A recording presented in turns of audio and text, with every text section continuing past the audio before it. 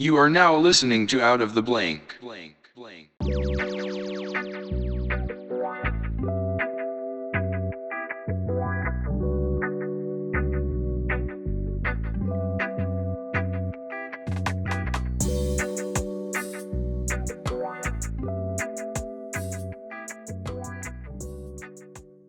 Oh, welcome to another episode of Out of the Blank podcast. I'm here with Brandon Lyles.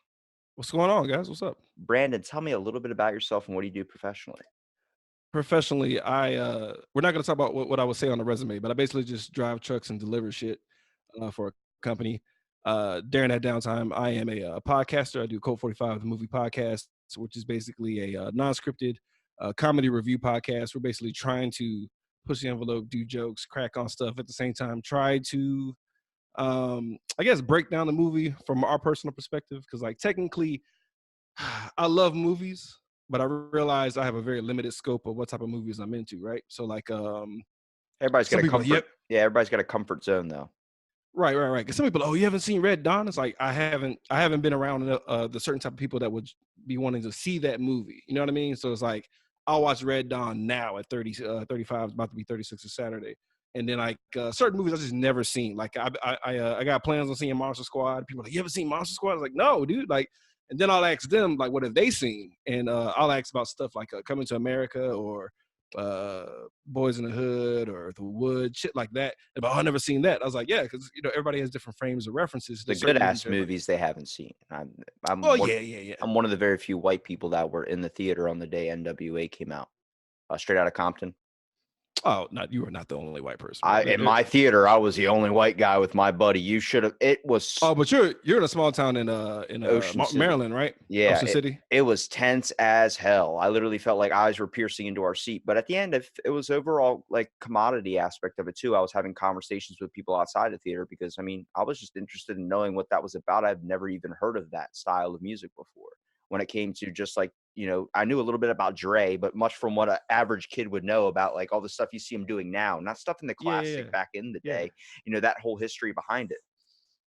Cause like with you, cause like you're 21, right? Yeah.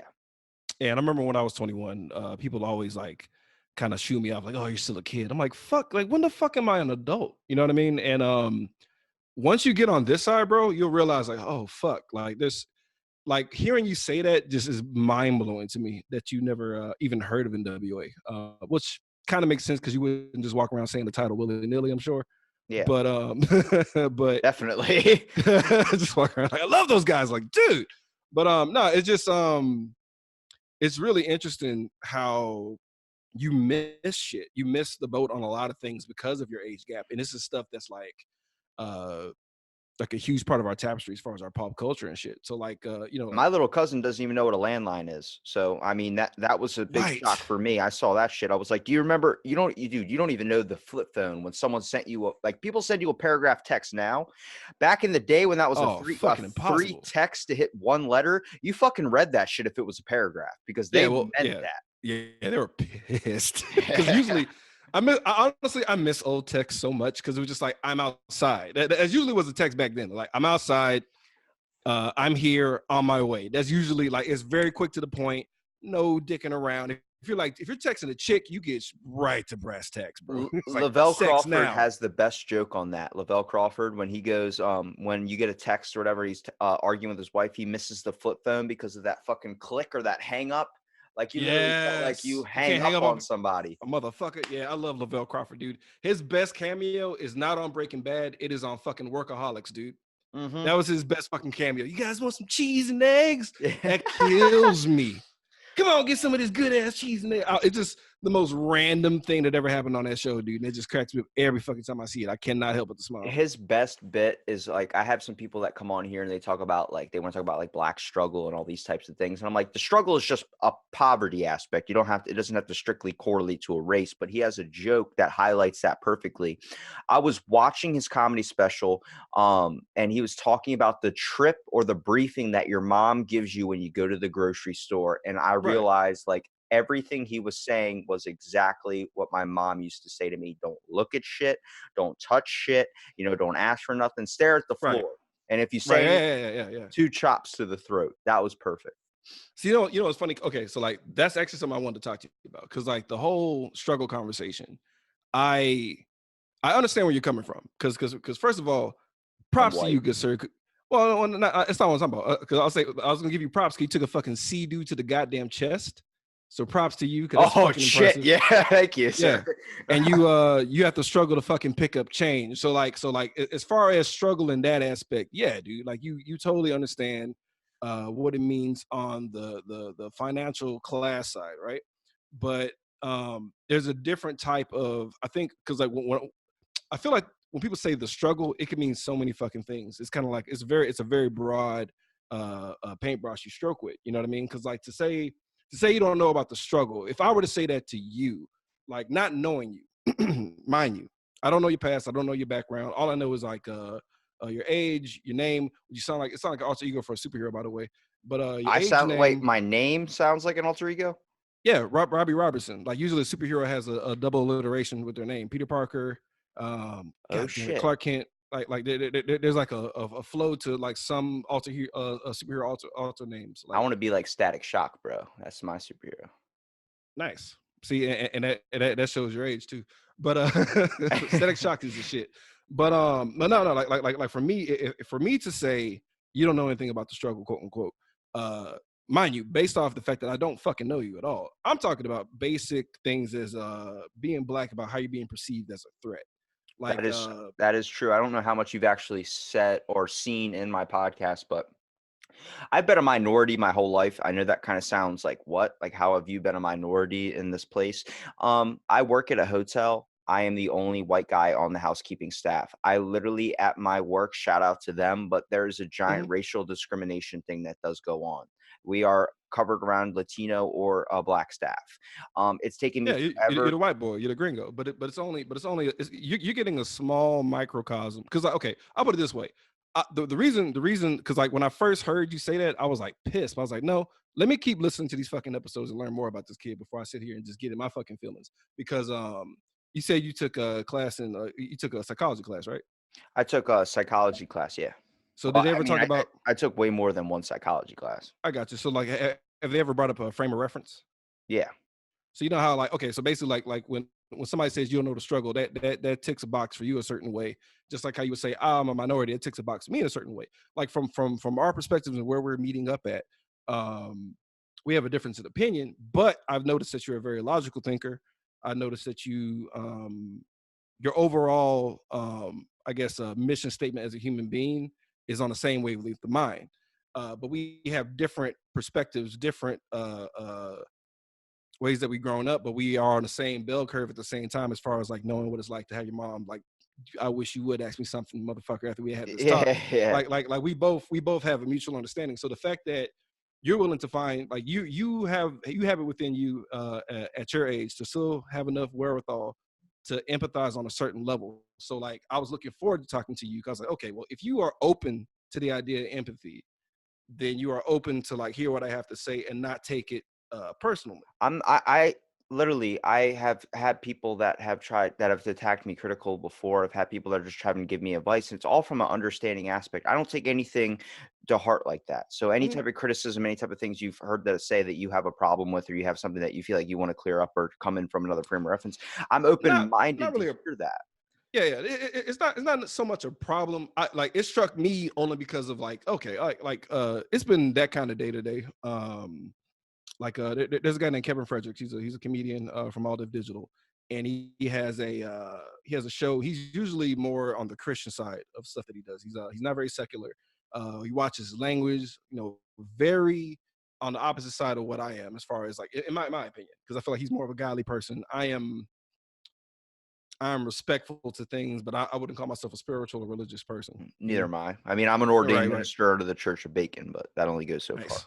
Nice. Well, I might have to follow that, but spread the gospel of the sweet hickory smoked bacon. But no, it's God damn, I forgot. You literally said bacon. My whole train of thought went to shit. I immediately started getting hungry, right? Yeah, immediately I was like, fuck, I can put bacon right now. But no. But oh yeah, so Kevin Fredericks, uh, 800 credit score, model citizen, yada yada yada. He was running this office building he was watching a movie, and he has some guys packing shirts because he sold out all of his Black Friday shit. So he's doing well. So he's doing well enough to have one of his own people go to the office building that they're only out of there 2 days out of the week, to like pack shirts and get shit prepared.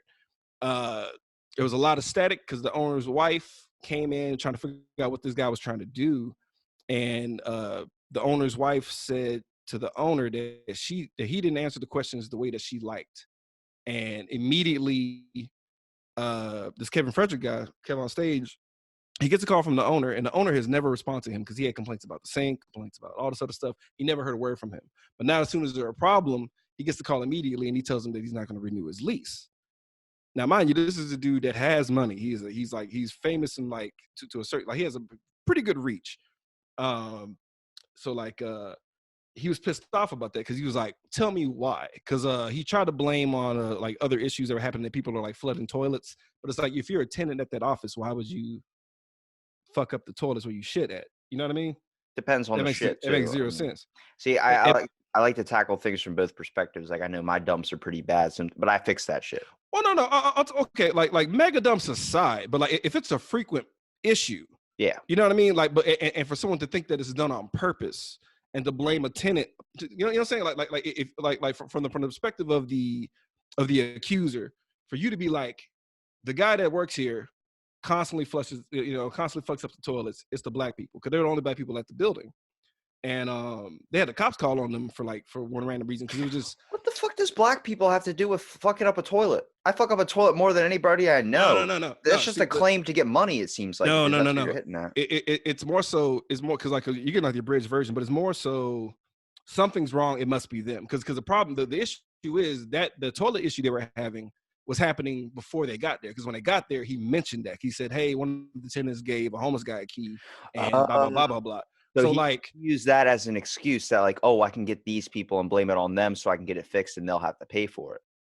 More so like get the fuck out of my apartment. Like I mean not an apartment, just get the fuck out of my office. And you have to keep in mind you're having tenants who have a perfect credit score, pay your shit on time, and they're only there like 2 days out of the week. But they're like, well, you don't have official business hours, and they laid out, hey, we're a podcast, we do XYZ, like this is all that's happening. And the lady who the owner's wife that was grilling one of the employees, she didn't have the same last name of the owner. So the guy was like, who are you? Why are you doing this? And like, why am I even answering your questions? You see what I'm saying?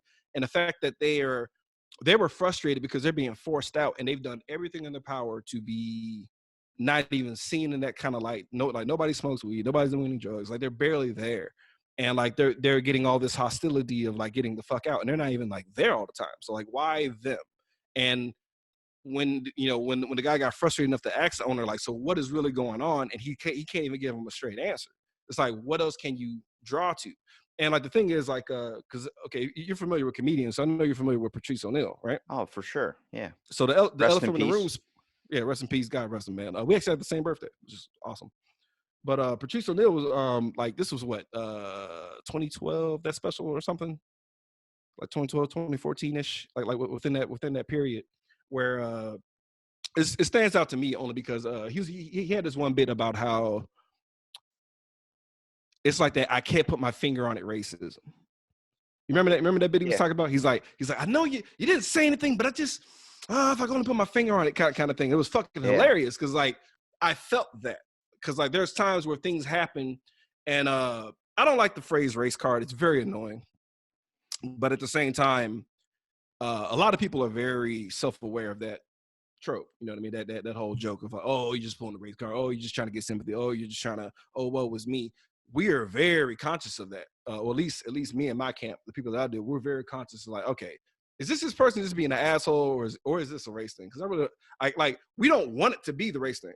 No, you know nobody does. I think when I'm trying to get at with you here, where you might be hearing in my podcast, I'm also giving it a abridged version because I've said it so many times through the podcast. But for me to come at you with a more clear thinking way of this, when it comes to me, for instance, being a minority, I'm not saying that stereotype just only exists only for poverty people. Obviously, we have a problem with racism in our community, and we choose to make it a problem based on how uneducated people still want to act today. A lot of people want to blame somebody or blame a certain color or deal with stereotypes because they have a problem with living in the past, I would say, an uneducated point of view. But when it comes to race card, okay, I get singled out all the time at work because I'm the only white guy on staff. If I fuck up, if I do something wrong, that race barrier that I've taken forever to knock down, the types of people that make me feel like I connect with these people from a different angle, makes me feel like one of their group, breaking like all the Latinos eat lunch together, all the black people eat lunch together. I have someone in my work that is literally, I call him my black dad because I'm his kid's age. He gives me advice based on a more elevated perspective coming from an adult version, but he doesn't treat me based on my color of my skin. He never does that. He treats me like one of his own, giving me some of the best advice I've ever gotten and pulled me out of hard depression slumps. When it comes to the race card aspect too, I'm not saying that that doesn't exist. What I'm saying is it's not just stuck to one race, but there obviously is a relevance towards a certain race. Obviously, more of a colored aspect of it too. More people, like, they're the ones that get to see that the most. It's hard for a white person being in, where there's more white people or something, to be able to see that. It's That's fair. they That's fair. never get that, I guess, intake. But for me, I've been around that my whole life. I mean, for my options for the next college to go to get my bachelor's, I had a guidance counselor tell me, well, you can go to this school, Salisbury University, an all-white school. They got Starbucks on campus. You'll be real comfortable there. Or I can send you over to University of Eastern Shore. And I'm like, what's wrong with going over there? Well, they'll actually pay you to go to school there. I'm like, well, fuck, let's go sign up for that one. I'm broke as hell. Let's do it. More ramen noodle for me. And he goes, you're going to be a minority. So I want to take you somewhere where you're going to feel more comfortable. And I stopped and I said, why would you automatically assume that I would feel more comfortable around people that are the same color of skin to me when I have way more friends that are black than white? And he goes, but you know why, though? You know why? because You know why? people make claims and shit because they feel like that's why there's social groups in school. It stems from when we're in school. People want to associate with things that look like you, things that, dress the same as you, all these different aspects. And I'm like, just take the fucking time to get to know someone and you might find out you have more in common than you actually think. Right, but you're more you like, I guess ironically you're the minority in that sense. You see what I'm saying? Yeah. Because the funny thing is when you said it, I was like, and I listened to more. I was like, okay, you got through on the minority scholarship. All this is fucking hilarious to me. But it's like you're in a small, like, you get the small microcosm of what it's like. But once you leave that particular area and integrate into somewhere else, that's not the case anymore. Yeah. You have to understand, because for me to be like, you don't understand the struggle, is because it's that all day, every day, no matter what. You even talked about how, like, hey, I try to, like, I've done so much to build goodwill, XYZ. That is exactly what it's like for me on a consistent basis. Even with work, I feel like I have to do, I got to go even harder because of the preconceived notion that people have about that. But see, the reason there's resentment, and I can't help it, it's nothing personal at all, like towards you whatsoever. It's just over society as a general. But the reason I have resentment is because you can cloak yourself and just go back to whatever. Like, yeah, you're a minority at work, but you're not a minority out here. You know what I mean? Yeah, you're a minority at the school, but you're not a minority when push comes to shove, or you go into areas where certain workplaces where you notice there's a lot of less brown and black faces around because you're going higher up the food chain as far as tax brackets, if you will. You know what I mean? Like the higher you go up class wise, the less you see diversity. Well, this is why I'm a lot of pro-immigration as well, too, where a lot of people aren't, because it creates more of, now we're seeing white people be the minority. I think it's bringing in more of that aspect. See, the problem is the way I think is very, very rare to the way most people think today when it comes to having that insight onto other things. It's not something I'm never, like, we talk about the struggle taking different forms. Obviously, when you come to a poverty aspect and when it comes to a racial aspect, I'm never going to fully understand. Yeah, like you were saying, if I'm placed in, well, I can just cloak into the background of another scenario. But for me, my whole entire life, I've always been an awkward and a little bit of drifted from the group just based on my personality. But yeah, if I choose not to talk to anybody, I can definitely blend in with certain groups and whatever. But I've always kind of tried to stick to my basis and give everyone the light of respect. I mean, some of the best advice given to me by my great grandfather who passed away was, treat everyone the way you would want to be treated. And I find that the way I've kind of done that throughout my whole entire life has really gave in that perspective to a lot of people. And obviously that's not the common norm. Not a lot of people do the way I act or the way I am. I am my own individual. I definitely hear it from that perspective as well, man. And that's not something I would wish on anybody, to deal with that type of aggression or type of anything in society's terms. And I can come from a sense of empathy when you're explaining this to me, because it's not something I'm going to fully be able to understand. You know, the struggle comes in many different forms. I wasn't labeling it as a struggle as just being a poverty aspect. It was more. No. I definitely caught on to that. It's been that kind of fucking day to day, Robbie. We all have those days too, man. I literally, the past week, I've been dealing with fucking 4 tires going out. Just in November in general, I dealt with 4 tires. Literally felt like someone was dropping nails over and over and over again. You know how pissed off I was getting and so upset at the world, to literally the point I was having head down. I literally got on the phone with a tow truck company for the 3rd time, was like, do you ever have just one of those months where you're like, what's the fucking point of living? And the woman's like, honey, let me tell you, sometimes you just have to have faith. And I walked my ass 15 miles in shorts at 3 o'clock in the morning in 30-degree weather all the way fucking home. And in the middle of, it was pitch black at night. So, and even a cop didn't even pick me up to hitchhike. I don't know why. I guess I wouldn't either. I mean, to be completely honest, like to profile you, I'd be like, nope. I was wearing board shorts, sweat jacket, and a red. I'm driving smooth past your ass, homie. I'm keeping it 100. It's like, nope, that's death. That is death incarnate. I ain't getting stabbed today. But you know, I think like I figured out hitchhiking is illegal, but like I've had my moments where it's been a rough fucking month, man. I can relate to you with that. But like when it comes to how I've tried to live my life every single day, I've started to notice that these problems aren't going to matter a few years down the road, or these problems aren't going to matter 5 minutes from now. It's about seeing from that aspect too. I mean, when I was hitchhiking and nobody was picking me up, I felt really fucking bad. I was like, damn, this kind of sucks. I know I'm not that much older to where I still kind of have that cute kid mentality where someone will still pick me up and, you know, whatever. But I've also been driving down the street and saw someone that was working at my Food Lion who was colored and who was walking home at 2 o'clock in the morning, and nobody was picking him up. And I decided to pick him up just because I'm coming back from the gym or something. He's like, why the fuck would you pick me up? Like, you know, I could kill you right now. I'm like, hey man, you know, whatever happens, happens. Honestly, that's a dumb aspect for me to do, but I've chosen to give people the light of day on the basic aspect of we're all fucking people trying to survive on this earth together. And obviously that comes from, you know, maybe a little bit of not knowing what full on racism or all these types of thing is. But when someone chooses not to talk about it and someone chooses to bring it up, everyone gets all tense, like, oh shit, we can't talk about it. Fucking address it. It's okay. Well, it's like, not I totally agree. Like, hey, did you say colored, by the way?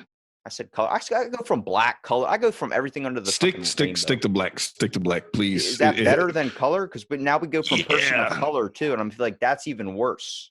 Person of color is not just for black people. That's like a shorthand for all ethnicities, for POCs. But like colored for me, because like I live in Texas, and like I'm originally from Natchez, Mississippi, which is just, you know, like, you know, Burger King's home of the Whopper. This is like home of racism basically over there. But it's like colored is racism. Colored is a big trigger word for people. Like I knew when you said it, I was like, okay, that was a slip. He didn't mean it like that.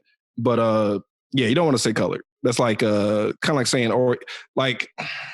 No, that's to each is their own too, because I know people as well that like to prefer that word rather than being called. Really? Yeah, I know my buddy Jay Lynn actually. Now this is cool with colored. This is the best insight. Only because it's a dated, like the only reason I'm like, because it's like that's like a super dated term, you know what I mean? And my cousin actually played a prank on me. It was 2 o'clock in the morning. I'm an insomniac, so when I do get sleep, it's like for an hour, but it's that deep fucking sleep, the one where you drool all over yourself and you can actually walk. Yeah. Well, he brought home one of his coworkers who is black. He's 7'2". I'm only 5'8". And it's 2 o'clock in the morning. They work at a bar together. Dude was taking a shower and I didn't know he was there. So nice. When I get out of my door, right around the corner is the bathroom. So basically all I have to do is pop out of my door and do a quick Yui and then go right into the bathroom. I do that. There's a 7-foot tall dude standing there at 2 o'clock in the morning. I'm half asleep wearing a towel around his waist. My cousin was standing outside the steps like about to hear me scream. I didn't say a word. I just looked up at him, was like, "What's up?" Went right into the bathroom, pissed, and went right back to bed. That's how literally nobody can scare me in my household because none of that stuff affects me.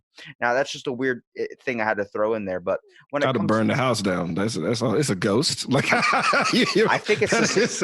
I think when you don't get. That might be the whitest anecdote I ever heard in my life. I would have set fire to the entire. Like, what is this shit? I'd have burned the whole house down. Like, who are you? Why? You're just like, eh. I just looked at him. I was like, "What's up?" And I went right into the bathroom and then got out. Holy shit!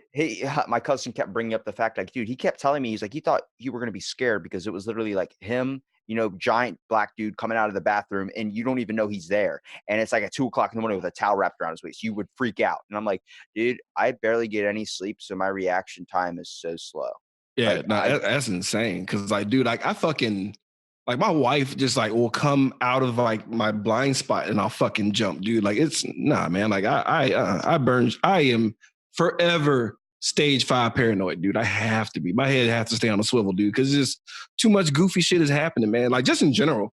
And like there's times where I regret having a kid, man, because of how shit is. Cause like if it was just me, I would probably have less conviction about frustrations on this shit.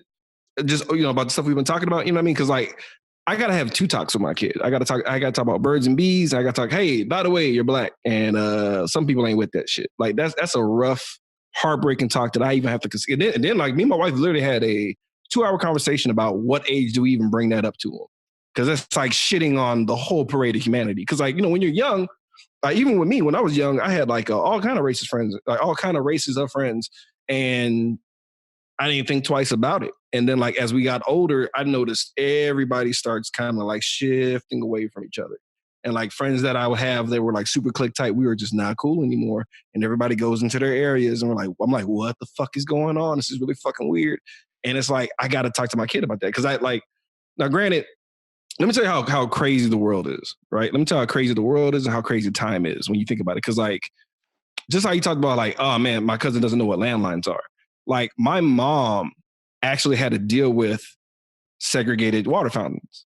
And my mom had me early, dude. Like it wasn't like she's like 60 something right now. She's like barely touched 50. And she knew what that was about. And that's like, because people always make it sound like this shit was so long ago, but it really wasn't. When you really like sit there and like break it down person to person. We really haven't, it hasn't been that long since things have started changing. I mean, women's only got rights not even that long ago either. Right. And we're still like, everything is honestly, dude. Well, Dave Chappelle says it best in his special too. Like when you look at his special Sticks and Stones, he's attacking a thing that we call hate culture. We've turned like he brought up the best aspect of the thing. He said the one race that everybody makes fun of and nobody ever says anything about is Asian race. That's because everybody literally cracks onto them. He has his wife is Asian and he makes fun of her. On the aspect of they're getting so much work done for themselves. They're getting so much done. Like by the time they're 30, they own 4 companies or 5, whatever companies, and they're basically able to retire at such a young age. There is like I said, there is a race thing definitely going on with the world today. It's affecting everybody, obviously, but obviously it affects different people at different scenarios. I honestly feel for you because that conversation was never even, my parents never even talked to me about the birds and the bees. My mom was like, if you're having sex, I'll buy you condoms. I don't want to be a grandma yet. That was it. Oh no, dude, my dad was graphic. Like he was the fucking video in school that was like just around the corner, and I'm like, what the fuck is happening right now? Honestly, dude, I would rather have those cookie cutter ass kitty videos. Cause it's how my dad started the sex talk. He took a piece of paper, wrote "fuck" on it, and looked at me. He's like, "Tell me what this word is." I'm like, "Dear God!" I'm just like, "Dad." He's like, "What is this word?" I'm like, "It's just fuck." Because like we can't cuss in the household. My dad would kill us all if we cuss. So like he's making me do something that he trained me not to do. It was already like a mind fuck in itself. And he's like, "You don't even know what this word means?" And he got graphic, dude. Like if it wasn't for puberty, bro, I probably would never have a boner again. Seriously, it was just. I think that's so the only intense. video. That's the only video I wanted in middle school to tell me what was going on. Like, why am I having an erection right now? Why won't it go down? And why does it keep popping up every 5 minutes? Nah, dude, he gave me like a cold case file version of like it was horrific. It was horrific. He was like, "Oh, it was the worst." Like I'm gonna try to go a lot nicer with my son. I'm gonna try to be like, go the love route. Like, hey, because what I did was on some sappy shit, I made like a storybook of the process of my shit. wife. You went all into it. Well, no. Like, hang on. It just threw pictures over the process of me and my wife when she was when we found out she was pregnant, all the way to his birth. So like, I'm pulling that book out. You know, like, hey, you know, it's all about loving somebody enough to make babies and shit. Like, that's important. Did you make it a pop-up book? No, that's gross. That's how this is where I jizzed in your mom. I'm a visual learner. Man. This is how I fucked you and your mom, son. Like, basically, the dick pops out and just. Lavelle Crawford has that best joke too when he talks about like if you want to bang her right to get a boy or a girl, like if you just throw her around and do nothing, then you're gonna get a girl or something. But if you want to bang it right, you got a smooth talker, you got to love her. Yeah. Some juice boxes and stuff. There's so many hilarious myths about like you know, if you were a hoe, it's gonna be a girl because that's what it's like karma like playing back on you and all this other crazy shit. By the way, we've been talking about comedians this whole fucking time. Who are your top fucking 5 comedians, bro? I gotta know. Okay, definitely. Because I already fuck with you because you're a big comedy head. So we're already cool. Dave Chappelle already on the list. Always. D.L. Huey, Lavelle Crawford, Tom Segura, and Bert Kreischer. I fucking love Tom Segura so fucking much. Dude, he's not in my top 5, but he's so good. His video and all what he did on his podcast. I don't know if you ever heard of his podcast with Bert called 2 Bears, 1 Cave. No, I used to listen to Your Mom's House a lot with him and Christina Krasinski. That's a wife that I want right there. Someone I could talk about taking a shit super with. Fucking cool. Yeah. Brown talk all day. Yeah.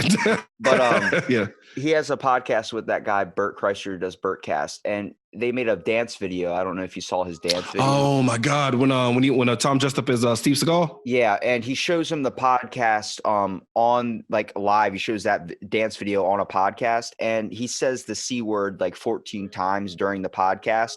And you can literally see where the advertisement starts right before that segment. And then afterwards, there's no more advertisements. Like, it was the funniest fucking thing. Those guys' comedic styles are just perfect and priceless.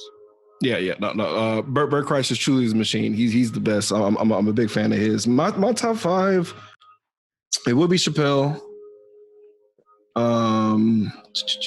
Fuck. I wasn't even fucking ready for the question my damn self. Chappelle, only because I like his premises a lot. I have to just say, if I could add a 6th one though, I would say Richard Pryor. Richard Pryor is definitely a legend. Chappelle, I got to put Bill Burr up there. Yeah. Only because like I feel his anger, dude, so much. That's where my joke for cursing comes from. Like, we should stop stigmatizing cursing so bad. It's a stress relief. It's a stress. Oh my God. Amen. You drop something, shit. Just say that. Like, he has a joke where he's talking about a ceiling fan and seeing the little thing spin around. He's like, what happens if I just jumped head first into that fucking thing?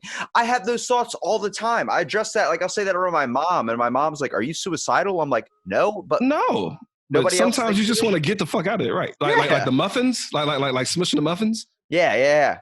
Just start punching muffins, start laughing to them. Like, dude, that's me. Oh God, I feel them so much. Honestly, like the podcast, because I'm talkative out in public, whatnot, but I'm forcing it. I do it to associate, and also kind of like to make myself comfortable. Because like my biggest like fear as a kid was like sitting by myself in a goddamn cafeteria. That was like I had a real anxiety about. I know what the fuck anxiety was like for years until like my little sister had it. She had a panic attack. She explained it to me. I was like, oh fuck, that's what that is. I just thought it was life. I didn't know what the fuck was going on. I had a panic attack once, and I swear to God, it's probably the worst experience I've ever had in middle school. It's the worst. I thought I was dying. Like, it literally felt like there was the Grim Reaper above my shoulder. Like, it's time to fucking go. My heart, everything started closing in on me. I was like, and I literally just couldn't even catch a breath, dude. I mean, you're talking to a fellow person through school that experienced high levels of anxiety based on just eventually having to excommunicate from everybody because everyone was just calling them annoying all the time.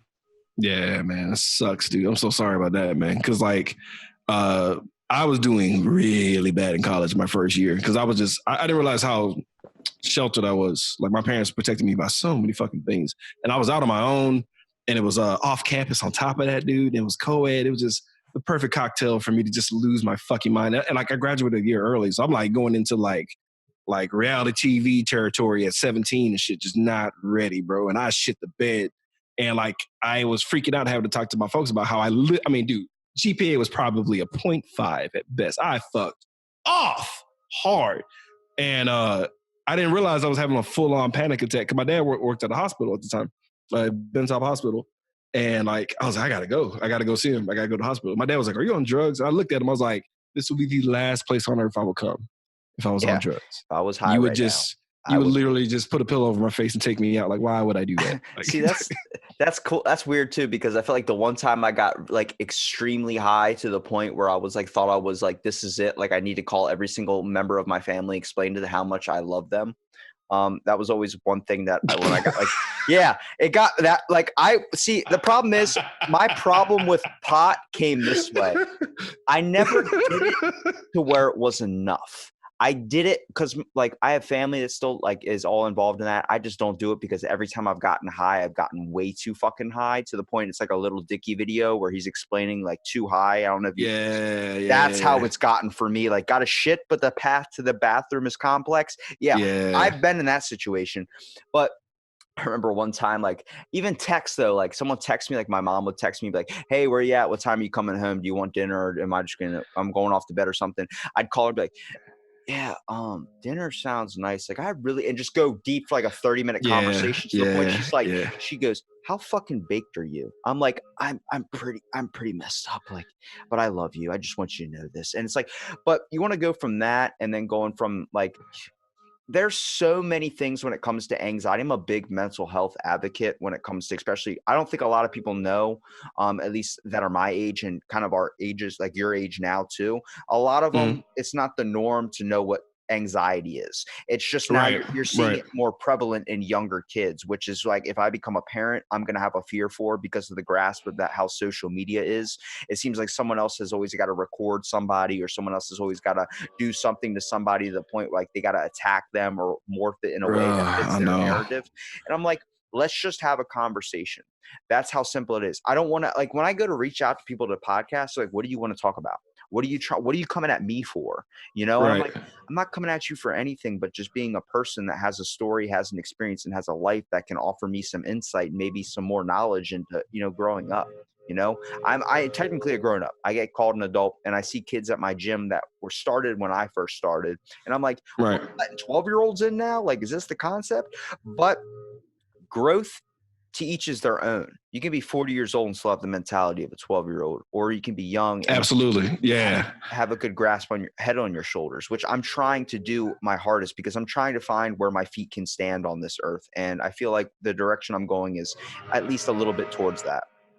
I mean, as long as you keep approaching life as you're constantly a student, you're fine. You know what I mean? Like, if you're constantly open to learn, you are you have a better chance of growing. Because like, some people get to a certain point, they're like, I know it all, and they are done. They close the book and that's it. And they stunt themselves in that growth, and they become whatever asshole they are or whatever age they are. Because you know how you run into somebody that's like in their 50s, you're like, dude, who the fuck are you? What's wrong with you? Because they just shut themselves off and they don't grow anymore. Like, I like, anytime somebody tries to say I'm smart or yada yada yada, it's like, dude, I don't read enough books to even like to even try to proclaim any of that shit. Like, I try to just be as open-minded as possible, absorb as much as I can, and try to at least put some of the best practices forward. Because like, honestly, like, you made a comment on one of your episodes about how you hate people, and I was like, God, I feel that like so much. Because like, it's the mob mentality. When people become a mob, shit gets so stupid. It's the fake people that you see on the street every single day. Like,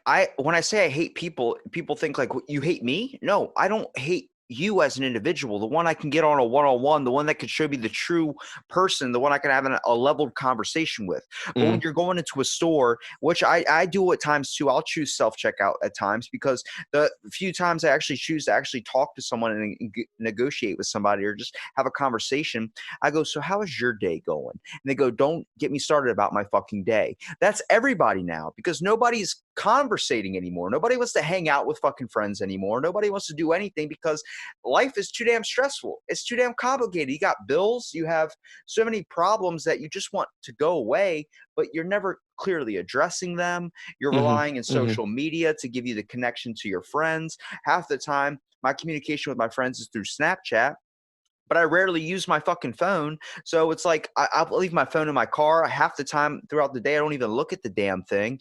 And all my buddies, literally, they'll show up at my house like, check your phone.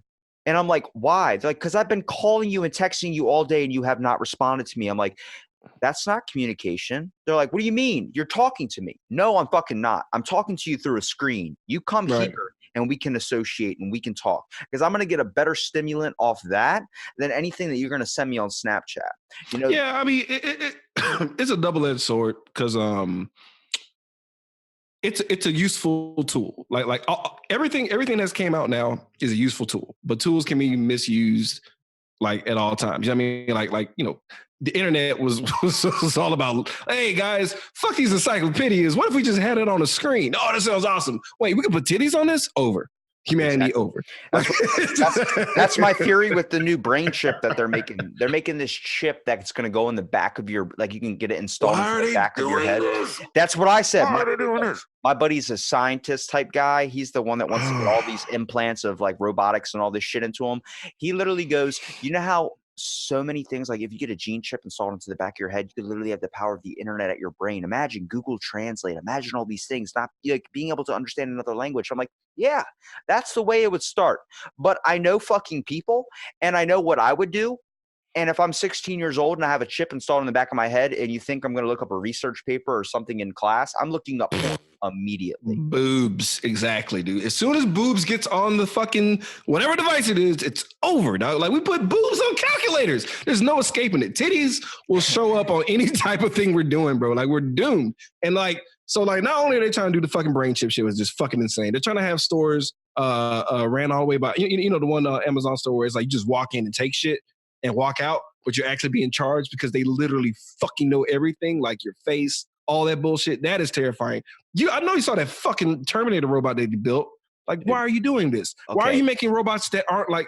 Can you give them like a stormtrooper protocol where they just can't aim? Like, why do you have to do this? Why are you giving us John Wick fucking Terminators, man? They made Sophia the robot, and Whitney Cummings used it in her comedy special. They used the company. I don't know if you saw her comedy special. She actually brought on one of these robots that look exactly like her. It's modeled off this company that uses sex dolls, but they use it's called Real Doll. So it makes you look like everything from every single detail of your face to everything. They get everything down to, just finite. And they use the robotic brain of Sophia and put that in the robot. So there's a Joe Rogan podcast where she's on there. The one podcast I have not seen of Joe Rogan's on the basis of I can't. It's sitting there. It's fucking scary. But people are pro this. And this is going to be a problem. Bill Burr has a joke about it. Once you fuck or once you decide to have sex with one of these robots, you're not going to want the real thing anymore. Yeah. Because you don't have to you literally can just cut all the actual work it takes to have sex with a woman out of the window, and it's over. Like humanity's done. Like, dude, Bill Burr was so on it because this is what's gonna happen. We're gonna have super hot Scarlett Johansson killbots, dude, just fucking jumping over terrain, gunning people down, and it's like, what are you gonna do? Because you're gonna try to get blown by it, so you're already fucked. You're gonna try to make out with this goddamn thing. It's just. We're shooting these things? Why would we shoot these Why things? would I shoot ScarJo in the face? I love her. You're dead. You're already dead. She can kill me with those legs. I don't care. Exactly, dude. And you're getting peeled like a fucking shrimp in front of everybody. Like it's fucking iRobot. Our government has a center for existential risk. Do you know what this is? No, I'm not surprised though. 5 people getting funded $500 million a year on the basis of they literally monitor technology to make sure it doesn't turn into Skynet. Yeah. It's going to, though. That's a real government program. Your life is in the hands of 5 people that are all typing in on their computer, monitoring every single new iPhone that comes out, monitoring every single 5G network that comes out, monitoring anything in new AI enhancement, just to make sure that it doesn't take over and turn into Skynet. It's all movies are starting to turn into a warning of how we need to be watching our lives now. But they're not even taking the warning, for Christ's sake, because deepfakes are terrifying. Like deepfakes scare me. These robots scare me. Fuck dolls scare me. Like all this shit is because we were doing an episode about Terminator. And we literally just spent 20 minutes about how fucked we are because it's just nobody cares. Nobody's reacting to hey, this is kind of similar to this movie. No, nobody cares that Blade Runner is actually happening. It's just the fact that everyone has clothes that they can wrap their brains around. Nobody's realizing that we're fucked right now. And it's just, And like, oh god damn, it's so hard to like have that conversation without feeling like you're that tinfoil guy. Cause at my job, there was this one dude who would like talk our fucking faces off. Cause we're trying to go to our next stop.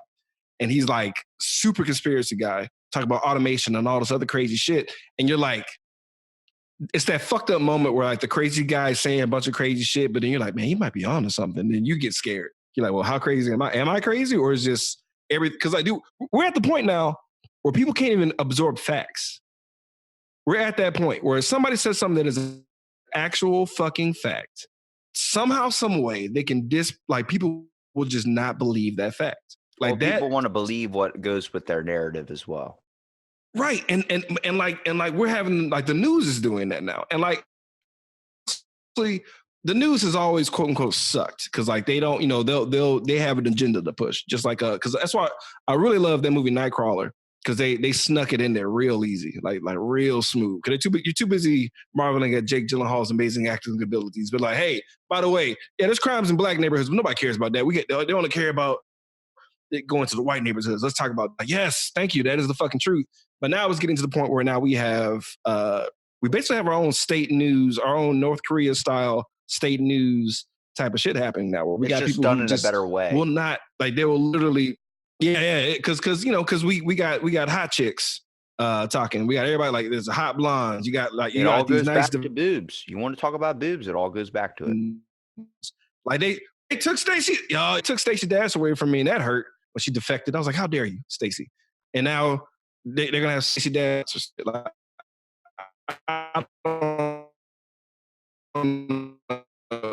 it just and how because like oh god because like. The slippery slope argument, I want to punch everybody in the face because it's like, okay, we got to the point now where the word safe space, it has negative connotations. And it's like, how? If you just look at the fucking word safe, how did you do that? How did you make, you know what I'm saying? And did you see the news article though, with the girl that addressed something? She saw a bunch of monkeys on a screen or something for WBOC. And I forgot what she said. She said, oh, that monkey kind of looks like you, and then was looking over at her black co-host, and then she had to apologize to everyone, like, I didn't mean that. I didn't. And she was like crying on air, and the guy was just looking at her like, But in his eyes, I could tell he honestly wasn't offended by it at all. I think the way she was trying to say it was in a completely different way, but she had to apologize because the way it came off, it sounded like she was associating color with that. Yeah, that's bad optics. That's really bad optics. Yeah, she got set up, and you can see him sitting there like this, like kind of like stern face, like like nodding his head. And I'm like, in his eyes, you can tell he didn't even give a shit. It's just the fact that he's on television and he has to act like he gives a shit. So like racial outrage, yada yada yada. It's okay. There's certain things where like, that doesn't surprise me. Like we have a kind of like a dismissive disdain, like, okay, because there's worse atrocities.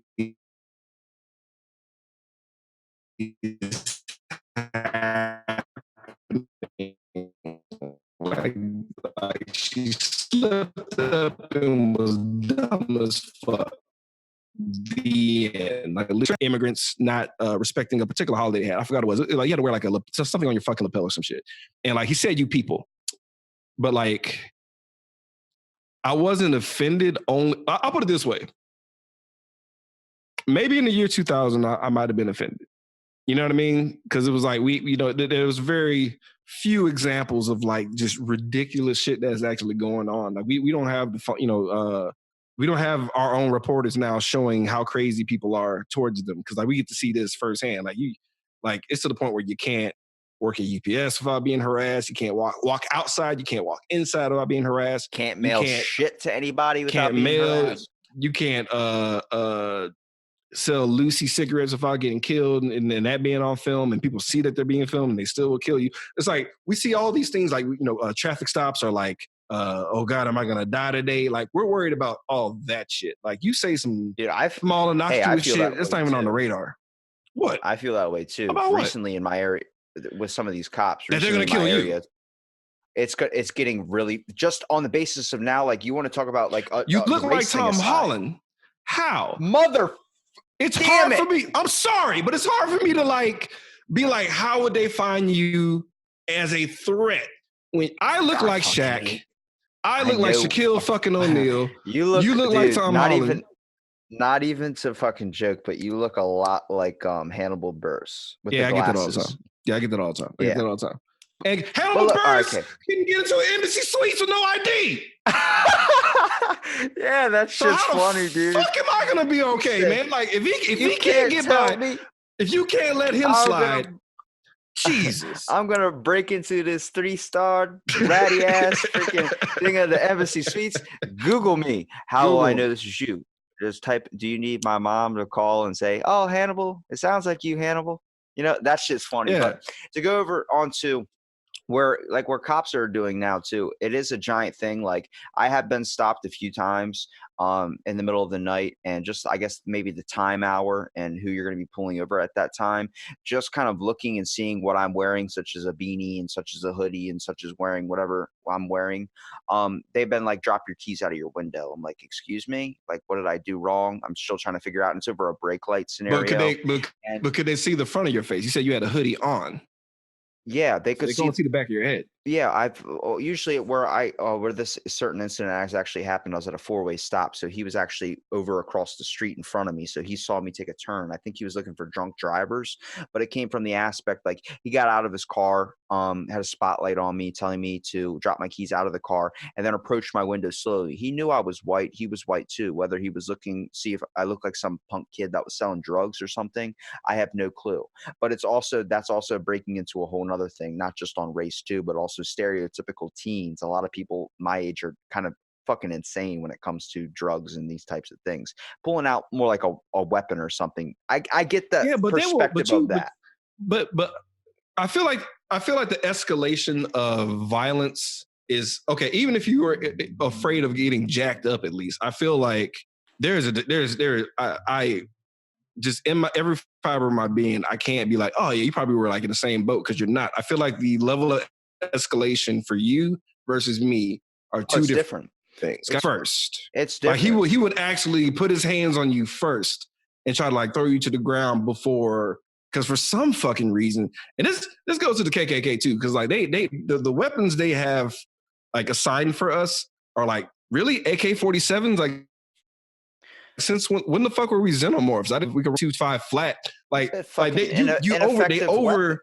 overcompensate the weapons, bro. Like all I'm saying is like a simple pistol would be enough, but they got fucking Kalashnikovs, and it's like it's the fucking kill shot. Just turn that shit to the side. That's all it is. How we're not that. I mean, we're fast, but we're not that fucking fast, bro. We just like we gotta up our weapon grades, bro. This is not working. Like in the year 2025, you can see the KK come out with the machine guns from Aliens and shit, because they're just like so concerned about how fucking powerful we are. The fact that that's still a thing, like I'm saying that facetiously, but I know. But the fact that that's still like there's still people that think in that mentality. Like I love Brad Williams' joke when he talks about like the only reason he joined the Klan is because of the name, like the types of titles that they have, because they call him Grandmaster Wizard. Like that's one of the major titles, as one of the things is Grandmaster Wizard, and he's like, imagine. If that ain't the he most... goes, imagine praying or looking up to a midget of a high class and calling him Grandmaster Dwarf or something. Like that was the funniest joke I have heard when it came to that. But like we're thinking it's people thinking are honestly uneducated and ridiculous notion. That's a good joke. Who is that? Who's it's that's fucking hilarious though. But like it's just frustrating. It's just frustrating because I get it, dude. I understand where you especially come from too. Like it's been that kind of day, or it's been whatever. I didn't want to talk about race. Like even before we did the show, I was like, am I gonna fucking talk about this and be that guy, or I'm just gonna talk about some innocuous shit? Because why not? If you got something you want to address in a podcast, or you got something I'm doing or saying that you have something you want to talk about, let's fucking talk about it. I'm not gonna take it to heart. I'm really not, honestly. Not you. No. This has nothing to do with you on an individual basis. Okay. I'm just talking about just like, I knew he was gonna do this. Like, it's I always have this underground, like in the back of my mind, kind of narrative of like how I'm perceived when I do X, Y, Z. You know what I mean? And like a lot of time when you go in this avenue, like some people just give you the fucking eye roll, like, oh, this again. Because like, here's the deal: it's okay to like have white guilt. Like, just accept it. It's cool. Like, because like if you have white guilt, That's actually a good sign that you're a human because you actually feel bad about the shit that's happening. Now, we don't just assume, just like by accepting white guilt doesn't mean that you're like accepting that you did these crimes and these atrocities on like Native Americans. It's just most of my outrage from from Facebook, like in the beginning stages of, I feel like the Trayvon Martin thing, and because like I remember like in my head, me and my most militant quote unquote or aggressive friends, like we had an idea, this grand idea that all racists will die out. We're like, oh, that's like a relic of the past. Eventually, they'll die out. People who are like growing up in those racist households, they know better. They'll see. They'll get it. Like we actually had some type of hope that it will come to an end. And like I remember watching recently, I was just like randomly watching because Disney Plus. I was watching Age of Ultron, and like when Tony Stark said "Peace in our time," and like it didn't click with me why that stuck with Bruce Banner so much. But it's like the idea of like true peace is such a far concept to where you like, there's no way I'll be alive to see that. And like, I feel like that with like, just like some type of racial cohesion and just like people just like coexisting. I feel like I won't be alive for that. I'm afraid that my son won't be alive for that. And it's such a bummer. I mean, it's probably never going to happen because, like I feel like as a people, we live on such a binary existence. Like, it's you're either one or the other. Because even if we all just intermingle and fuck each other and become like nothing but Key and Peele's walking around, there's going to be something else of difference that we're going to point out and like tear each other apart for. I think it's just in our nature. If you look at any of ostracize different shit. If you look at any government experiments and government project has brought that point to light, we're able to test on people that don't look like us. That's why a lot of our shit when it comes to like Project Diversion and all these types of things that are government programs that we've done in experiments, it's all been done in another fucking foreign country because none of these people look like us, because it's easier to test on something that doesn't look like you. And honestly, I mean, come on, dude. Like the whole Tuskegee experiment, like they pulled that shit. Yeah, they pulled that shit, but they're like, okay, well, we gotta change the optics on this. We gotta go further out. Like everybody loves the iPhones, but like we have the tiniest, most precise Asian hands making these phones, and no one's like blinking an eye. It's just because like it's cool to be a social justice warrior, but like if you really want to be down for the cause, you might as well just be off the grid and not do anything, because we're all privy to some kind of bloodshed on some form of fashion. Even me, even as much as pro-black as I am, yada yada yada. Like we're all privy to the machine. We're all feeding the machine on some type of level. Even with my podcast, dude, I have moments where I get like way too meta for myself. And I was like, man, all I'm doing is consuming product, regurgitating my point of view with the consumed product, and people are consuming my product. And it's like I'm technically creating nothing. I've had well, I get in my head way too much. Don't belittle yourself though, because I do want to talk about your podcast too. I mean, you do have Cult 45 podcast. I mean, it's a movie podcast. Like, how did you get into doing that? I know this is the greatest segue to what I do. I'm sorry. Like I really want. No. It's funny to me. No, I've been trying to bring it up because I'm like, I want to give you credit here too, because I really want to talk about movies as well. But we keep going off onto this one thing. I'm like, we're getting so damn deep. Let's put the floaties on for a second. Hey, if Peter's listening, this is better than talking about the goddamn mail. Though. I'll say that much. Like, I'd rather. I was interested, but I was very interested. Yeah, no, you were trying to send poop to somebody. You were like, how can I just Pete, tell me, Pete, unlock the secrets? I was like, dude, I was dying. I was like, Pete, just tell him how to send poop. Just tell him. Tell the man. He needs God, I'm trying to sugarcoat it and frame it in different ways. Just Tupperware. Just like, you should do is like make something that's like real thick and dense, but like have poop in the center of it. Ooh, like a poop fruitcake, put it in Tupperware. They won't find out it's poop until it's too late. See what I'm saying? You know where that's how you should do it. You know where that thought came from for me? There was a kid at my school who did a senior prank. He mailed cow shit to our principal. Oh, that's a lot of shit. Yeah, he mailed it. They dropped it off, and he got it in his office and didn't even open it up. He was like, "There's poop in this," and they found the guy too. That was the worst part. He actually got sued Yeah, because they got camera tapes of him dropping it off. I'm like, you dumbass! Like, you got to pay somebody else, like a hobo, to deliver that shit. Exactly. So he just thinks he has this someone with nothing to hobo lose. or homeless. Homeless people are what I call expert minimalists. Yes. As a Yes. Yeah, that's very accurate. That's fucking accurate. It might not be by choice, but they're minimalist. Yeah, man. Volunteer survivalist. There's a lot of nice ways to Damn it, Brandon, tell me about your podcast. Hey, that is an easier transition. I was like, cool. Homeless, the private, like the plight of homelessness. It's a lot easier to smooth over here. But yeah, the podcast. It's basically I wanted to do something with involved all my friends, because we used to do this thing back in the day where when the WWE games are actually good, like the good old days, like Here Comes the Pain, all the other shit. We used to like all join up together and like make up these wrestlers, and we had like our own little fake league, yada yada yada. We did a whole bunch of creative shit, and like I used to wrestle my stuffed animals, so I get it. Yeah, that counts. Jump off the top of the bunk.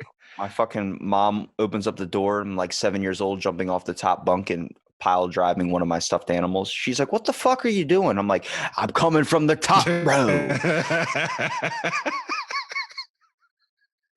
So I was trying to figure something out where like I can actually like create something and put it out there, right? So like it originally my wife kind of forced me into it, because like I did music a bit. Like I was just making beats randomly and shit just for the fuck of it. And like I like just putting things together. Not so much the music part, but I liked arranging things, having it being like one consistent was cool. So my wife kind of proposed an idea. Something. Yeah. My wife proposed this idea because like her fucking girlfriends would always ask me about some bullshit with guys and shit. And like I don't care about them or their feelings. And I was just very blunt. Just, oh, he doesn't like you. Oh, he's just trying to fuck you. I'm sorry. Like I was just really straightforward with it.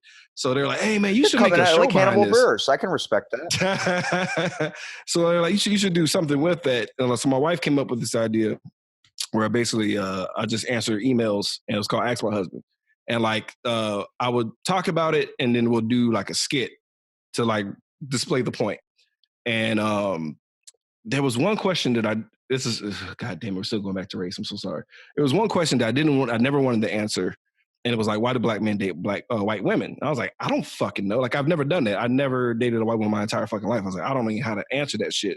And I don't know who to find. I date black women only because those are the ones that want to go after me. So I like that. That's fair. Every past ex-girlfriend, I think I've only had like 2 white chicks, but most of them been like half black or black. Mostly because every time I walk by, they're like, "Damn." I'm like, why? Why do they do that? And then my like I was telling you, my black dad his name's Darrell. He goes, "Because you're innocent." Yeah. He goes, "Because you're innocent." I'm like, "What do you mean I'm innocent?" He goes, "Just looking at you, you Tom Holland motherfucker, that you literally someone's gonna wreck your day up." And I'm like, I just get stuck on the Tom Holland aspect. Like, yeah, dude, you're winning. Honestly, dude, you won the DNA lottery. You can just totally play that up. Just, you know how many fucking parties you can like charge hundreds and thousands of dollars to just be like, "Yeah, dude, like, I'm just a tall Tom Holland lookalike, busting with the Spider-Man shit. You're in shape. You're a fucking gym rat, dude. It's over, man. And you're already an insomniac, so use that to go to fucking parties, dude, and just like pretend you're him. Oh God, you could clean up."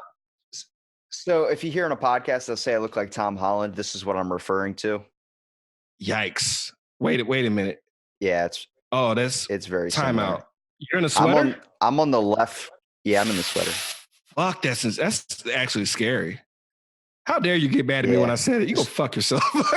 you were. That got retweeted. That got retweeted on Twitter like 80,000 times. I'm like, if this is how I meet Tom Holland, this is gonna be the day I punch him in the face. Like, why do you hate Tom Holland so much? I'm like, Tobey Maguire's my Spider-Man.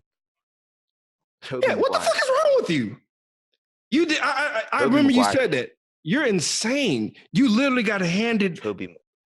First of all, Fish Lip Tobey Maguire is not the best Spider-Man. It's Tom Holland. And the fact that you look like him and you just, I think it's just the disdain you have for Tom Holland. Like, I think you hate Tom Holland that much. Dude, if Black Panther looked an iota like me, bro, I would buy into that shit.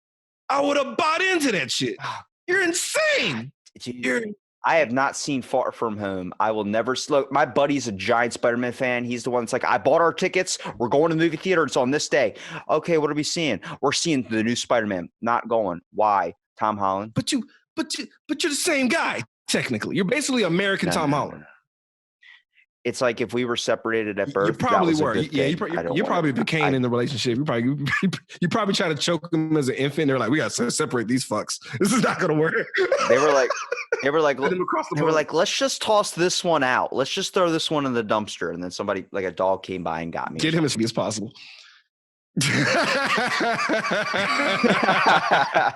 But yeah, so basically, long story short, I wanted to do originally a video game podcast because I'm a big gamer. I'm an avid gamer. I love fucking video games, dude. I'm so sorry about Fallout 76, bro. Can you point to the pip? I didn't even play it, so it's just good. the fact that they're doing what. Have you played Outer Worlds? Outer Worlds, I beat it in a day. It's so good. It's so good, dude. Like I'm purposely sipping it like a fine wine. I'm not rushing through it. You're insane. You just like power fucked it away. I'm savoring that. I don't sleep. So like, right. Like when I don't do, like, if I'm not doing like 6 or 7 podcasts a day or something, even working out, like I'll work out twice a day. If I'm off work, I'll work out. Like it gets something I have to do, keep myself focused or try and tire myself out to where I get at least an hour.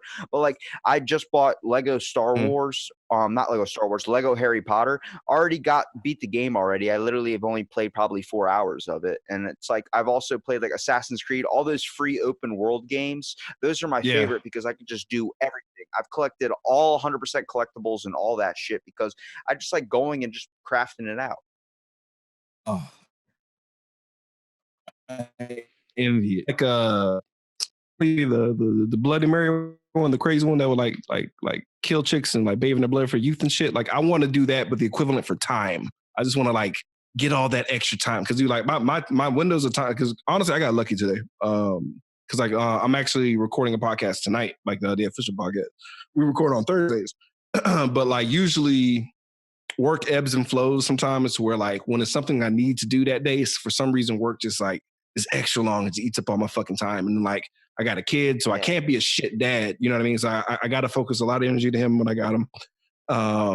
And then, you know, I got my wife. It's hard to craft out that time for a form of relaxation too. Like it's hard to play games. Like I started noticing once I'm doing like a lot of podcasts or something, I won't be able to play my games or something. Honestly, it's not that big into my life to where it was when I was a kid, where I needed that to kind of help me get through like the ever long school day that I had, the amount of like all the stress I received. But I've lost out of it. It's not it's hard for me to sit down and actually play a game for a while because it's just not part of my world anymore.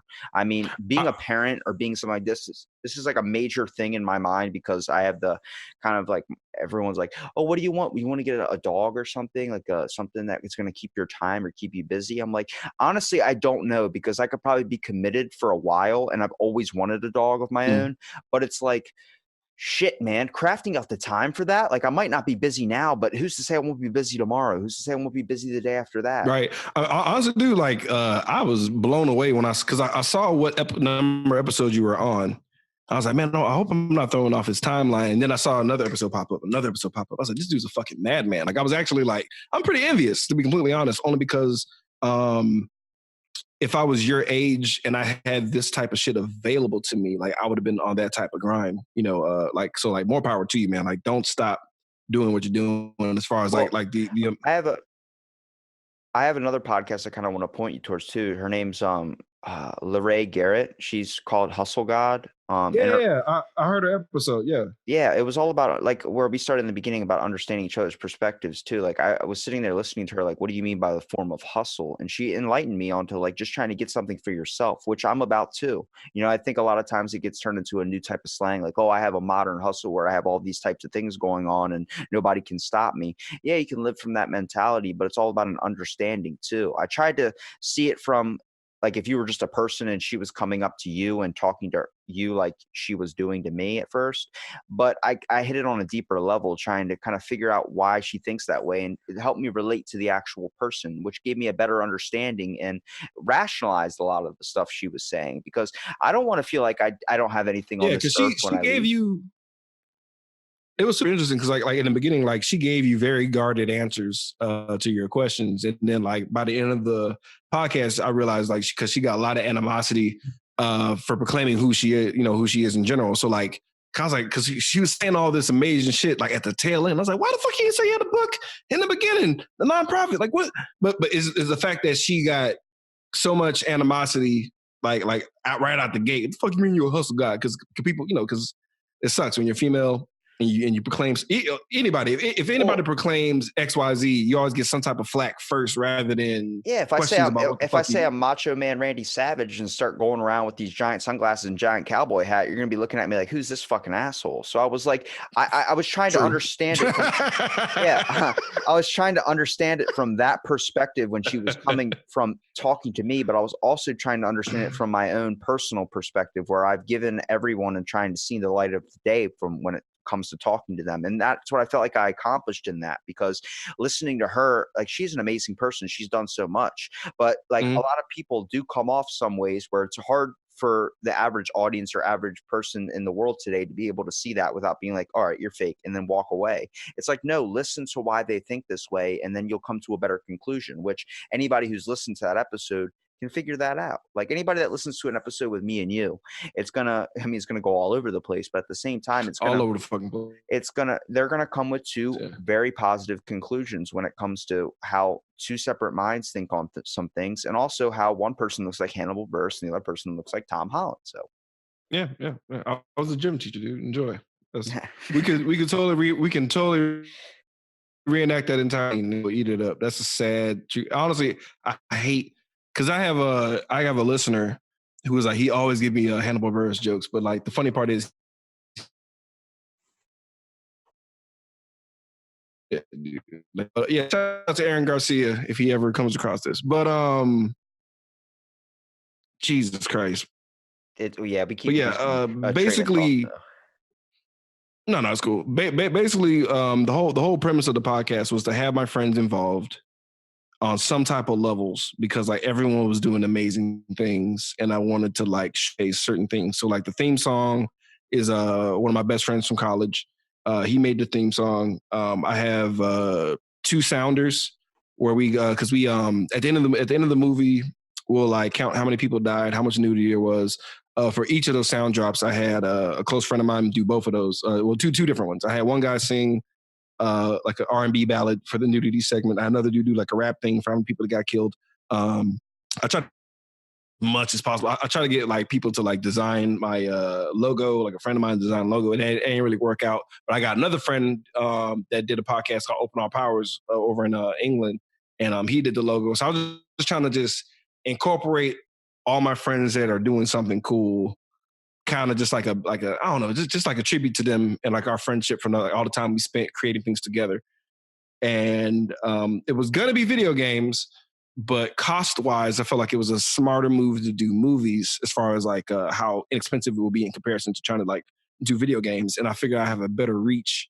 And I also like when I created the podcast, the whole premise was nobody gives a fuck about who I am. Like I really try to focus on that, not in a self-deprecating kind of way, but kind of like, okay, a lot of podcasts exist where people are just like, I can just get off on my personality alone. You know what I mean? Like some people think that like yours, like this whole premise is like get in on a conversation, which is completely different, rather than people who think they just sound good and don't have an agenda.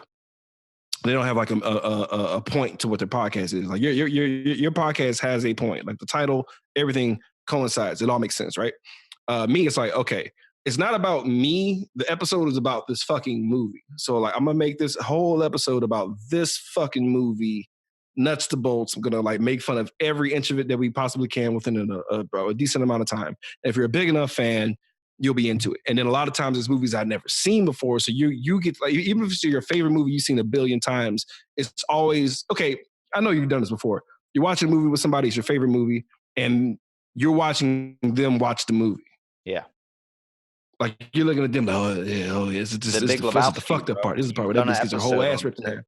You've done a Big Lebowski, bro. Yeah. I got my Church of the Latter Saint Dude licenses and all that stuff under because of that movie. Nice. My cousin So, fucking was like, hold on. My cousin was babysitted by Sam Elliott. So I mean, that's in of its own. holy shit! What the fuck was that like? Yeah, my cousin's he used to fly like private jets and spend like a lot of money on dinners, stuff that you would be like, that could pay for my house, just because he used to almost marry into wealth. Babysat by Sam Elliott? Dude, Jesus, that is like the most. he said that to me and then walked away. And I said, hold the fucking phone. Don't drop that and walk away. He goes, Robbie, they're just people. And he goes, I also met Ric Flair in an airport. I'm like, hold on. Too much information being processed at once. He's just, he opened my mind to, they're just people that found something. And that expanded my whole mind on that. But dude, the guy that does the Silverado trucks commercial, like, you know what you're going to buy. I'm like, oh my God, you can't just knock over that. He's like, yeah, he used to babysit me all the time. He used to let me touch his mustache and stuff too. He's a very nice guy. I'm like, can you like expand on this a little bit more? He goes, there's not much more to expand on. I'm like, oh, okay. All right. We're just not having a conversation anymore. Okay. Yeah, but like, what does he smell like? Like leather and fucking like Marlboros? It's like saying, there's so many questions. It's like saying you met Morgan Freeman and then not bringing up the question, are you God? You really believe that? Dude, I'm telling you, I've seen more of Morgan Freeman playing God than I've seen of God himself. So honestly, I can picture it. Touche. I'll give you that. But yeah. I mean, it's basically the whole premise of this movie is just, I mean, the podcast is basically be either I really try hard not to visit movies that I know very, very well, because I'm more trying to like learn about certain shit. And I'm like, God bless Patreon, because we finally got like a pretty decent amount of Patreon listeners, and like people are like hardcore cinephiles, and like I try very hard to like let people know that I am not that guy. You know what I mean? Like I'm just a layman, normal everyman. I'm just watching these movies and giving you my take on it, only from watching other movies that I like. You know what I mean? So like, if we talk about The Raid, then I'm all in, or The Protector, or On Bak, or any kind of kung fu movies, just like Project A or shit like that. Like that's my wheelhouse. But it's hard to talk about those type of movies because there's like people getting their ass whooped, and you can only put enough sprinkle and fairy dust on like somebody's ass getting kicked so many times, rather than talking about like because we're doing Ice Pirates today. Never heard of that movie, never heard of Ice Pirates. And like the opening scene, the hero, mind you, the hero finds this chick in this hibernation chamber, opens it up, takes a good gander at her, and then tries to look at her boobs right from the get-go. And it's like, this is the hero. So it's like we have that type of shit to like, knock about, make fun of and break down. Obviously, the worse the movie, the better the episode, sadly. But in the same vein, if it's like an amazing movie, like a Big Lebowski or a Pulp Fiction, we get like a lot of hits for that. But like, I understand that it's the movie that grabs attention, not me per se. And like, I pray that, you show up because you like Pulp Fiction, but then I hope that charisma and jokes aside, and my co-host Randy, that we just like cut up enough to where you would want to stay and hear us and hear our takes on the rest of the movies. Because we actually, your past guest, B-Rob, we had B-Rob on, and he never death. So we really fucked they like haven't seen ABCs of Death. Have you seen what? ABCs of Death. ABC's, yeah, I've seen ABC's of Death. That's a crazy ass movie. Oh, okay. Yeah. He was very upset at the letter L. That fucked B-Rob up a lot. That's like inviting some, like that's like for me when I first saw like House of a Thousand Corpses. They're telling me it's going to be a okay scary movie, and I fucking watch it. I'm like, what are you showing me? I'm 15 years old. What the hell? Like this, I saw it in a bike shop too. I was 15 years old watching it on a VCR tape at a bike shop, and he's like, "You're gonna love this. It's a pretty good scary movie." I'm like, "Okay, what's it about?" He goes, "There's a bunch of people like kidnapped type stuff." I'm like, "Okay." I'm watching it. The dude pulls off the girl's dad's face and starts wearing it as a mask, going, "Who's your daddy?" I'm like, "Dude, I'm 15, man. Like, fuck." Yeah, bro. Have you what like how are you with those type of movies, with hardcore movies? Are you like squeamish with shit? I don't get scared at anything. I went to go see Get Out. I went to go see all those movies in theater, and Get Out. I'm looking count. over. Well, let's. That's see. not. I mean, as far as I'm talking about like terrifying. I don't. Get Out is a masterful movie. Don't get it twisted. It's a masterpiece. Top 10 movie easily. But I'm talking about like fucked up. What do you mean by there's movies out there that exist like I'm talking Serbian film. I'm talking Human Centipede 2. I'm talking Sodom.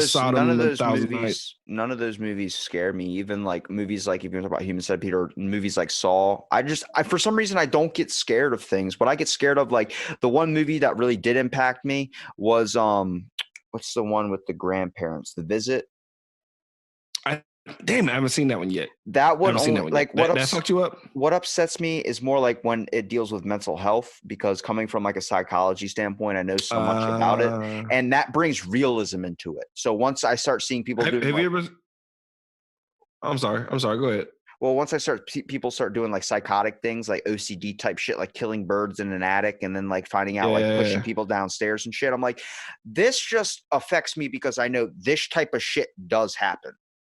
Have you ever seen the movie The Taking of Deborah Morgan? Yes. That fuck you up?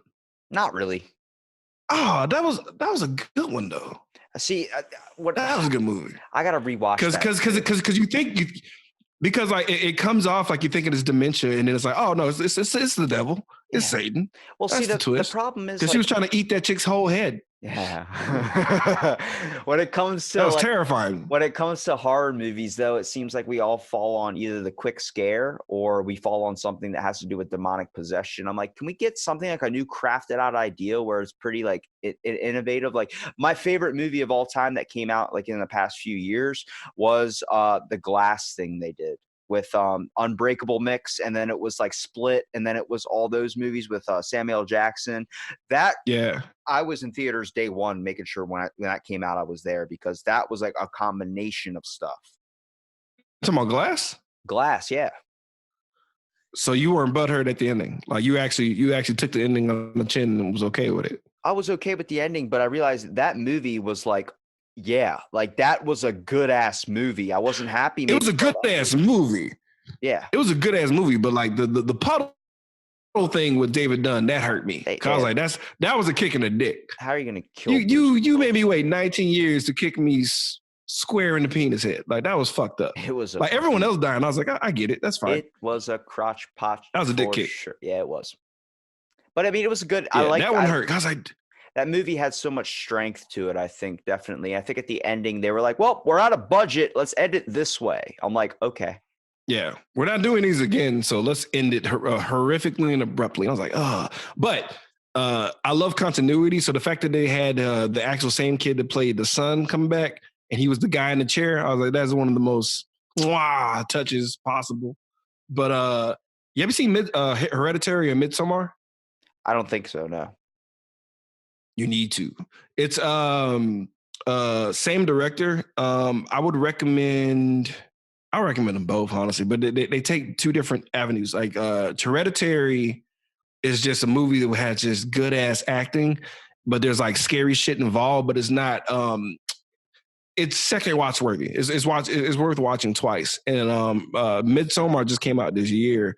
It's probably one of my favorite horror movies this year, but it's really like mind fucking trippy because like there's never a scene at night, like nothing. Because you know how you got like 28 Days a Night or some shit like that vampire movie. Yeah, that's it was like set in Alaska. Like, see, that was a good concept for a movie too. Right. So they like this guy took it on another side to where like it's this festival, but it's always daytime. It's always bright. It's always beautiful. There's flowers. There's all kinds of like the aesthetic of the entire movie is fucking gorgeous. But there's like some fucked up shit happening, and you have beautiful daylight to capture everything. And it's like you're just trying to figure out what the fuck is going on, and it's so fucking good, dude. Like I recommend you see that both of those movies because like the acting is top notch, and I don't know if you're into Marvel movies, but the chick that's I don't know if you saw the Black Widow trailer. Yeah, the blonde she was fighting, she's the lead actress in Midsommar. Oh, okay. I didn't know that. Somebody had to tell me that shit. I have a thing that I dubbed on my show. I called it white lady face blindness. Like certain white actresses, I can't tell them apart. I literally, I think it's a legitimate problem sometimes. Like, I don't know if that's more indicative of Hollywood.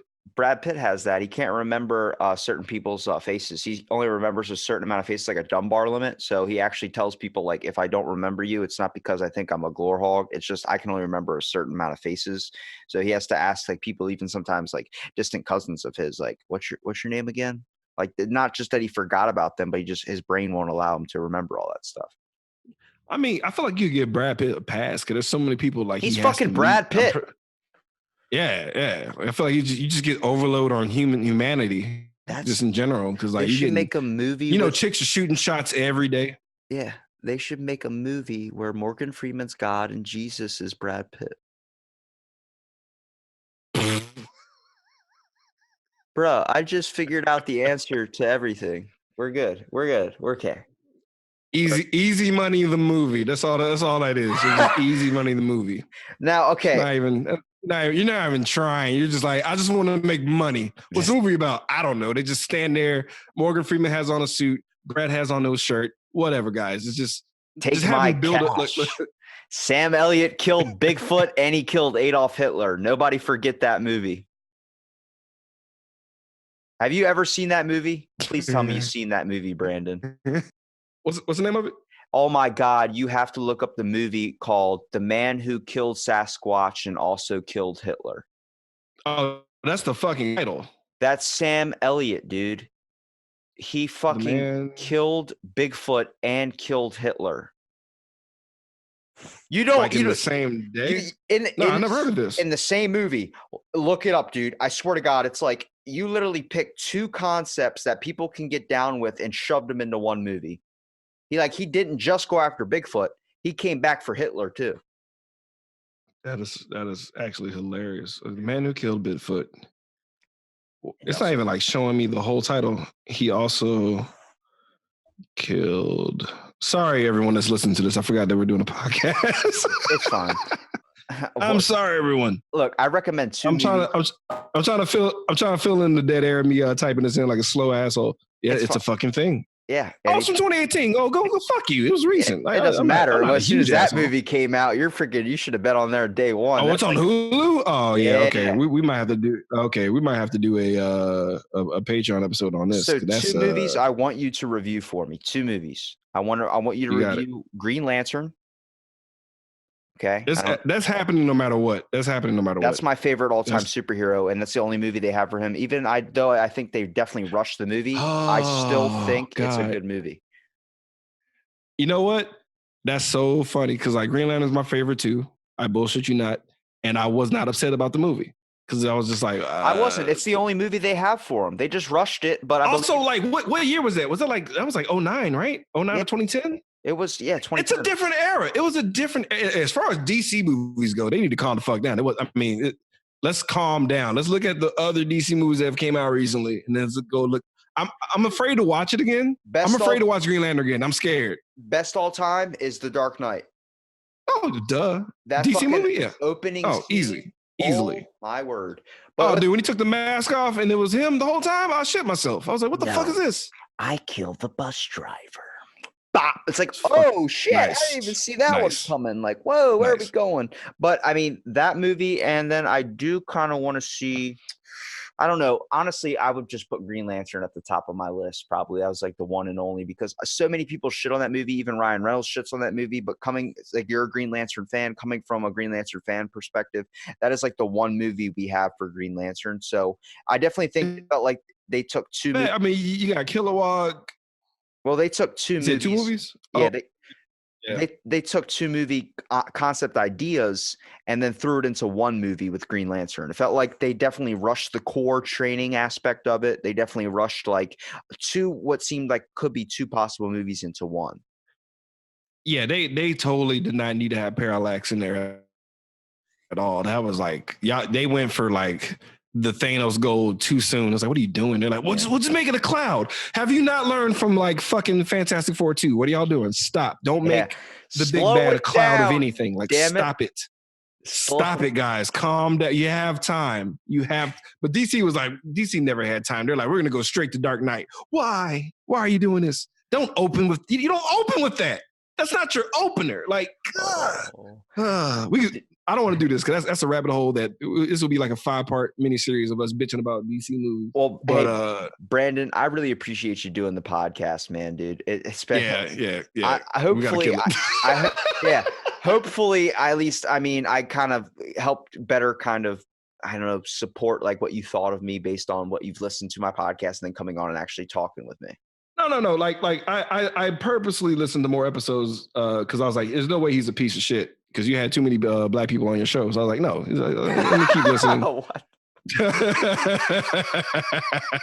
I was like, no, let me just keep listening. Calm the fuck down. I was like, oh, yeah, he's a human being.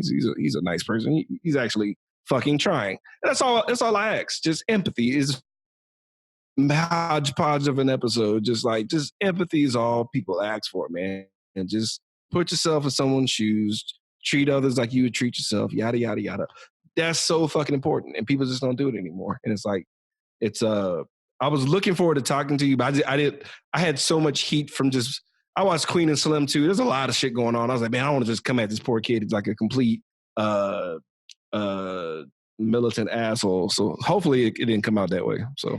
Oh, I appreciate you doing the podcast, man.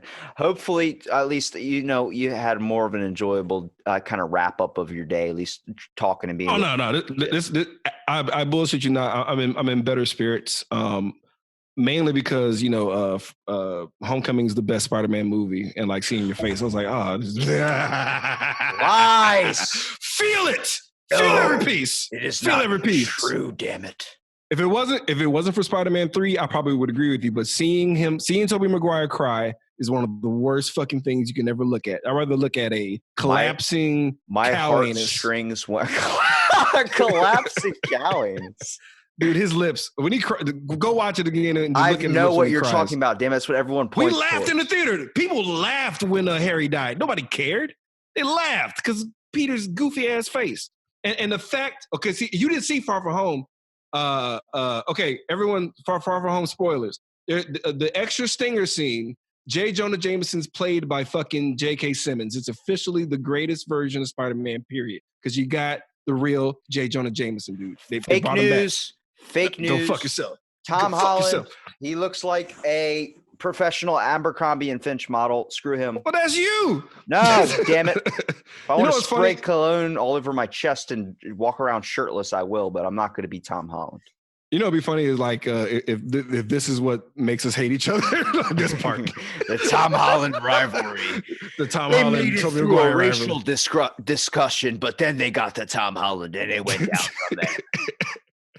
Well, hey, Brandon, I really want to give you here a minute at the end to kind of promote your podcast and also your links and stuff so people can find your awesome content. You already know I'll be tuning in for sure. I appreciate it, man. Thank you very much. You can find us on Twitter and Instagram at Cult45 Podcast. Like us on Facebook, subscribe to us on YouTube. You can find us on any podcasting app that's out there. That's Google Play, Apple Podcasts, Spotify, you name it, we're out there. Yeah, that's it. It's an automatic spiel thing. I almost kept saying the shit from my show. But yeah, man, dude, honestly, this was a fucking blast. I know your goal is to talk to every single person in the population of Earth, so I'm probably not going to come back on. But if you have a window to have me come back on, dude, I'll be happy to jump back on. I have returning guests all the time. When you see in my episode queue, you see a 0.5 or something. That's a bonus episode I did with someone that really wanted to come back on. Whether like I have friends that are like, "Hey, man, I would like to be able to do another podcast. It was fun having you." I'm like, "Let's shoot the shit, dude. If I have time, let's do it." Fuck yeah, man. That's what's up, bro. Yeah, keep doing what you're doing, man. Like, honestly, you're kicking a lot of ass, bro. Like, I wish I was as productive as you were, bro. Like, it's something for me to aspire to, man. So more power to you, bro. Drink a lot of coffee and you can be that productive. I'm gonna be on the toilet all day. I'll be producing shits. Exactly. Hey, I do that too. You bet your ass I craft out a good 3 hours for a nice poop. Well, let me not hold you up, bro. You have a good one, dude.